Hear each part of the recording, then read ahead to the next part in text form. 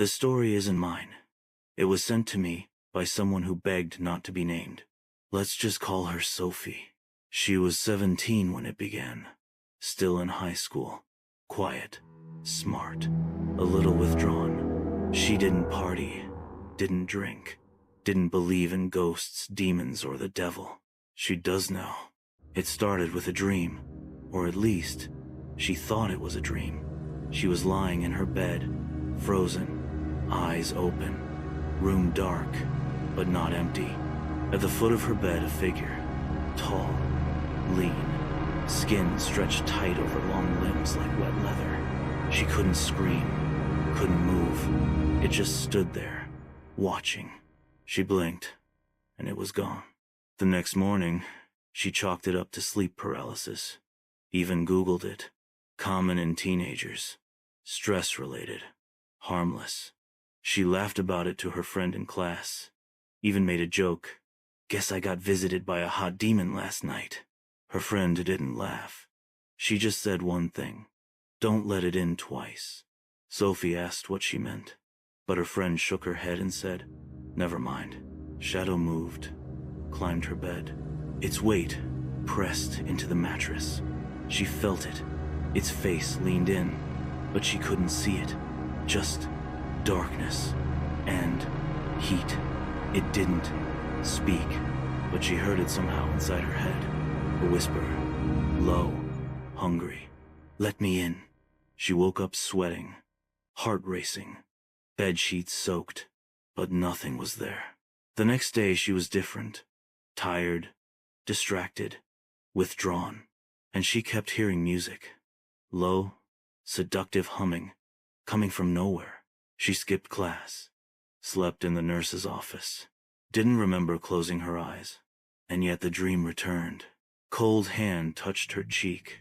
She leaned in, closer now, more forceful. Let me in. She woke up crying, heart pounding like thunder, but her lips were smiling. Dread creeps in, days blurred, nights stretched. She stopped dreaming, because she stopped sleeping. But the moment she closed her eyes, even for a second, she'd see him, feel him, hear his voice curling around her like smoke. Let me in. She locked her bedroom door, covered mirrors, played loud music, but it didn't matter. He didn't need doors. He was already inside. She told her mom, told her doctor. They gave her sleeping pills, said it was a trauma response. Night terrors, stress hallucinations, but none of them had seen him. None of them had felt him crawl onto their bed and breathe on their throat. One night, she did sleep. She didn't mean to. She was just so tired. And this time, when he came, he didn't stop at the foot of the bed. He took something.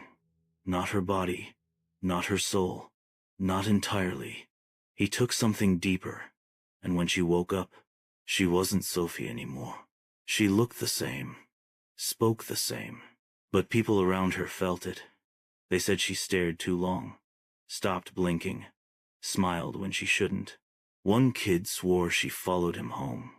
Another said he saw her outside his window, grinning. She never laughed again, but she hummed 3 low notes, over and over, like she was waiting for someone.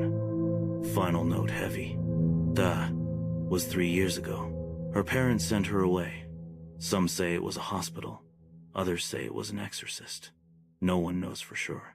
But every few months, someone in that town says the same thing. They wake up in the middle of the night, frozen, unable to scream, and at the foot of the bed, his tall figure, dark, smiling, humming, "Let me in." He waits. He waits at the foot of the bed. Like, comment, and subscribe for more true horror.